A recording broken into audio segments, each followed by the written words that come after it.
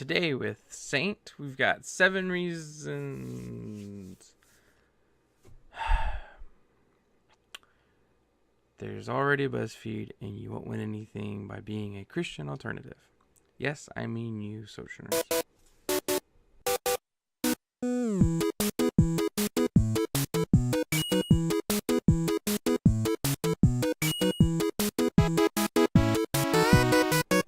Hey guys, Saint here. I saw a video that just went around Facebook, and not a huge fan of it.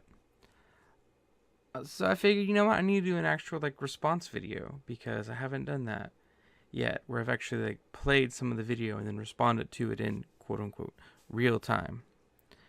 However, first, before I do that, I think you should know a little bit more about my background regarding church. I was pretty much raised in church. We've been a part of every major denomination within Christianity, that save exception of Presbyterian. We have been to, my family, when I say we, has been to a couple Presbyterian churches, as well as Lutherans, but we've tended to stay away from there. Currently, I go to what would be considered a charismatic church. My favorite denomination that I've been a part of is Quaker Church, because it was really cool. And my degree I got from a Southern Baptist university, so it's kind of where I'm coming from. However, if you have any questions about where I stand in terms of women and stuff like that, I did do a video that I've linked down below. It's about how I'm a Christian egalitarian complementarian.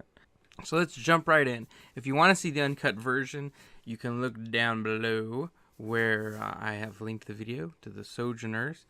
It looks like they really want to be a quote-unquote Christian BuzzFeed, as the majority of their stuff is super social justice warrior-y, which isn't inherently bad. It's just pretty bad. Men can still be involved in the church. They just don't need to be ordained. The children's ministry is always in need of male leadership. So, I don't even know where to start with this one. So this is definitely something I have heard a number of times while being in church, that, women don't need to be ordained. They can still be a part of the church, and the children's ministry is awesome for them. What I find eerily ironic regarding the gender bendit version of this is the fact that a lot of people don't believe in ordination. A lot of denominations don't do that. And then B, it is really difficult to get a job working in the children's area, in a leadership position outside of maybe for a particular class, with a lot of experience, and even having run a children's church in a smaller one. I have had a very difficult time getting an interview for any kind of children's church pastor or anything along that lines. And I've been told twice that they were looking, once that they were looking for a woman to fill the position. Secondly, that as a man, there would be a better place for me to be, that they just didn't have one at the time, but that the position was not open for men to even apply. They both kind of said the same thing, but they said it in different ways. Even at one of the churches that I did apply to be a children's director at, I was still able to serve in the children's department as a boys leader for the 4th grade. They were a pretty smart group of people. We one time had a interesting discussion on the difference between being envious and being jealous, because the Bible describes God as a jealous God. Talking about jealousy, and the kid was like, "Oh, but wait, if Jesus or if God is a jealous God and jealousy is wrong, what, does God do something wrong?" Short, the response was that he did not do anything wrong, because what they were talking about, being envious, because being envious means you take away from something. Being jealous is more of a concern that something will come in between your relationship. Anyway, so that is actually a valid point that they make regarding the fact that that's an argument that is often used, but it's funny putting it with male leadership, seeing as how, at least in my experience, it has been the exact opposite. Some men are handsome. They could be too distracting for us on Sunday. I've never heard that argument before. Never at all. and I, I, I don't even know how to respond. Of course, they're probably arguing the fact that people say, some women are beautiful and it could be distracting to men. I, I don't know. If that was said to somebody, it was a fallacious argument because a lot of times there are women who are in the choir or women who are leading worship or on the worship team or have some kind of visible role, and so that doesn't really matter. So that's a dumb argument. So they have a good point with this one. However, I've never heard it before, and they're switching around with men being more handsome. Women aren't as visual of creatures as men are, and so even if that was said oftentimes and they tried to gender bend it, it wouldn't really make a lot of sense. They're too emotional to be priests or pastors. Go to a March Madness game and tell me I'm wrong. About once a month, male pastors get really cranky. Those were two separate things, but I decided to 2-for-1 them. I think they could have done a 6 reasons just as easily. Really what they're doing is they're hinting towards the fact that women can be considered more emotional and they have a period. I think where it runs into is the fact that if you look at things logically, women have been able to use the excuse of, well, I'm on my period or sorry or whatever. And like a lot of times growing up, my mom would just go off and yell off at my dad, and then she'd be like, oh, I started my period. My sister, I think she really gamed the system. A lot of times she'd just go crazy, and then it would all be erased. She'd be like, oh, I'm sorry, I was PMSing. And then it was supposed to be like, well, you can't be mad at her because she was doing that or whatever. As I studied logic more and more, I realized 2 things that are going on. Like, so where do you draw the line? Because either we are responsible for our actions or we're not. And so if you say that women aren't responsible for their actions while they're on their period, then what you do is you create a situation where there's something that happens where women are unable to control themselves. And if they're unable to control themselves, that becomes a valid reason for not doing something. Now, in terms of being a pastor, that's something different, but really where I'm going with that is the fact that as long as women continue to use, I'm on my period, I'm PMSing, whatever, as an excuse to justify actions that they've done that have been harmful, hurtful, whatever, then it can continue, logically speaking, to be held against them for other reasons, because it says that, I'm not responsible for my actions, therefore you're under control of something. Now, in regards to women being too emotional to be priests or pastors or in the period, I think the period one is, they just threw that one in for kicks and giggles. In regards to women being too emotional, I think that really comes from more of a feminist thing. Macho chauvinism isn't a huge thing in most of the Christianity that I've experienced. And one of my favorite pastors that we had, he cried all the time. There was a lot of displays of emotion, especially if you've come from a really tough past. The grace of God just means something totally different to you. I don't think that the emotional one really works. Now, if you're coming from a more liturgical, we're the stand for the man of God, blah, blah, blah, blah, blah, blah, blah, blah, blah, then I could see how maybe having emotion is bad. And even in some Baptist things, charismatics are too emotional and stuff like that. So there's some issues. But overall, I don't think that Christianity and within Christian circles, there's a stigma for emotions in there. So I don't know. I don't buy that one as much. Male pastors who have children might be distracted by the responsibility of being a parent. Hey, just between you and me, your feminism is showing. I think it really comes from the fact that the reasons for the quote unquote wage gap, men are willing to put their careers above their family, and women in mass don't seem to want to do that. I graduated with a degree, an MDiv in Christian education, and we had to take a lot of pastoring classes. Pastoring in theology and counseling were what separated my degree from a normal education degree. So I had all my normal education classes that were done from a secular point of view, and then they had on top of it the Christian stuff. But that's a side issue. More importantly, it was continually brought to our attention the fact that in our ministry, we can't abandon our family for the ministry. William Carey, who was an awesome missionary, but he really neglected his family, and they said, hey, you gotta make sure you don't do that. That there really wasn't a lot of that focused on the women, and we did have women in our classes, and they participated and all the other kind of stuff, but that just wasn't brought up as much, and not because they weren't going to be in any kind of roles, because even within, the Baptist area, there are women that have like full-time jobs in the church, whether they be like worship leaders, children's pastors, whatever the case is. So it's not something that just, I don't know. It was really focused on that. And I think that that's really where it comes from, is the fact that women en masse, don't have to be told not to neglect their family. Whereas men are a lot easier to do it. Now, you could argue reasons why. Well, maybe it's because, women automatically fill in the role so that the man can do that and they enable him to do that. Maybe. I don't know. Jesus was betrayed by a man. How can men be trusted to lead? That was the most irritating. She came off as so condescending. My only guess of where this is coming from would be 1 Timothy 2:11-15, which I have on here. Women should learn quietly and submissively. I do not let women teach men or have authority over them. Let them listen quietly. For God made Adam first, and afterward he made Eve, and it was not Adam who was deceived by Satan. The woman was deceived, and sin was the result. But women will be saved through childbearing, assuming they continue to live in faith, love, holiness, and modesty. For those of you guys who are not as familiar, the book of Timothy was a letter written by Paul the Apostle to his little Padawan, Timothy.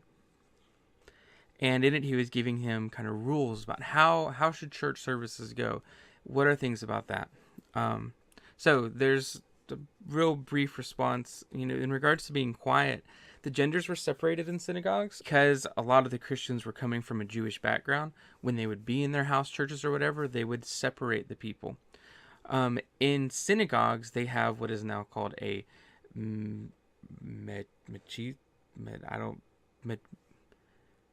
mechitza, which is basically almost like a wall that was erected between where the men and the women sat, and the whole idea was that women wouldn't be distracting. Where that runs into an issue is that they don't have that in Christianity, and so in these house churches, they may have tried to set it up. But what was happening is the women were speaking out and asking their husbands questions, or maybe commenting in stuff. And you've been to the movie theater and people are talking during it or stuff like that.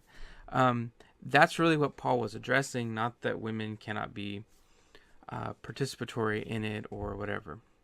So then Paul just kind of describes the order of things, that men were created first, then women, and they were created to be an helpmate. And where it leaves off in Genesis 2, after women were created, it was because it wasn't good for man to be alone. And they were co-equal partners in ruling over the earth. After the fall happened, then part of the penalty for the woman was that she would want the husband and he would rule over her. And where that kind of comes into the thing is the whole thing that, the man is the head of the household. With that head of the household, so it kind of fits into that paradigm, so the man being kind of the head of the church. With that, however, comes a lot of responsibility. If you look in Genesis 3, I believe is where the fall is, it talks about that he's got to toil, he's got to provide for him. That now with them no longer being co-equal, and that's co-equal in terms of their responsibilities, they are completely equal when it comes to salvation opportunities, etc. What happens is the man becomes responsible for everything. It's almost, and then when it uses the term submit, it's the same thing where it talks about wives submit to your husbands. Well, in the Greek, that term submit, it continues on to the next part. So not only do the wives submit to the husbands have to submit to the wives and love her like Christ loved the church and was willing to sacrifice himself for it, etc. That's really important. That's a really big distinction. So in the same way that leaders and teachers are held to a higher standard than the normal congregants, men and leaders of church, pastors really, they're held to a higher standard. And it's not necessarily something that people want to pursue. There are a lot of heretics out there who are teaching, and it's not a good thing. With great power comes great responsibility. Men are still vitally important to the life of the church. They could sweep sidewalks or repair the church roof. They could even lead worship on Father's Day. It hurts. My head hurts. It really does. I don't know where they get this. So I can understand the first part about sweeping or whatever. They're trying to give some more, they can maybe clean the church, whatever the case is. I don't know. Leading worship on Father's Day, I would assume that someone said lead worship on Mother's Day. I don't really know where this came from. Normally you do have worship pastors or worship leaders. A lot of times the worship leaders are women. If you look especially in the charismatic movement, for a while my church was led. There's a female that does the worship there. You look at the whole Bethel Jesus culture. There are so many female-led worship movements. I don't even know where this comes from, and I just think theirs is probably the most annoying. And then you get the following. So yeah, we hear stuff like this all the time. All the time. I just copied the exact same slide. Where are you hearing this? Where are you going? That is so oppressive. And is it really happening all the time? You'll forgive me, but a lot of times social justice warriors and feminists conflate the term all the time with it happened to me once and it probably happened to somebody else, therefore it is continuing to happen on a regular basis all the time. And I don't think that's the way it is. But it's 2016. So don't be that guy. Support women in the church. The current year is not a valid argument and you cannot use it. I'm sorry, that's just the way that it is. You can't do it. So a couple of things to ponder. I am an egalitarian when it comes to social issues. I tend to be more complementarian when it comes to issues of faith. None of my beliefs would prevent a woman from being in a kind of leadership role where the ban is where it's specifically set in scripture. So when Paul talked about in Timothy about women not being elders and then women not being in a major position of authority or a position of authority, really that kind of works out to being in a pastorship over the church, the pastor being a shepherd, so the shepherd over the church. That doesn't mean that she can't have a vital role in the church or that she can work pretty much anywhere else. It's just not being in the shepherd thing. And that's because a lot of things within Christianity are supposed to be representative of things in the family, in the world. Like marriage is a representation of Christ and his church. And so there's always these little pockets of boom, here's this, it's shown in here. So if things are working the way they're supposed to, the family is supposed to be a representation of Christ and his church. Christ and his church is supposed to be a representation of Christ's relationship with God in a certain way. They all work together, and they work together really well. I went ahead and linked on the bottom from 1998, an article by SBC Life, Women Pastor, What Does the Bible Teach? It's got some pretty interesting things. It talks about the important role that women played, especially in the New Testament church. It also talks about responses to criticisms about not allowing a women pastor. On a side note, it is interesting also to point out the fact that the Romans hated Christianity because Christianity did really put an emphasis on women and allowing women to be a part of the religion in a non-concubinical, non-sexual way. If you check out the article by the SB Life, you'll see all the different roles, like I said, that the women had within the early New Testament church. Women by the Romans were seen to be so emotional, they lacked all logic and reason, and therefore had no place within like a prominent positions in the society.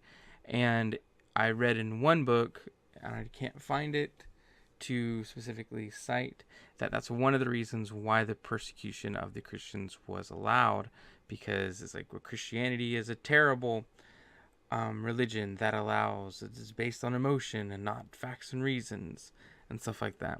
It's pretty interesting. If I find it, I'll update it on here. Anyway, thanks for watching. I hope you enjoyed. If you have any comments, definitely leave them, and I will do my best to get back to them as quickly as possible. If you like what you saw, subscribe. Feel free to share the video if you want. You don't have to. It's all good. I'm not doing it for fame or money. That's why you're not going to see any ads on here. I just find it interesting, and I find it as a cool outlet for everything. And hopefully, I can banish someone's ignorance about something. We'll see. If you're part of SojoTube and you got through all of this, I applaud you, and I appreciate any feedback that you have. Cool. Thank you very much.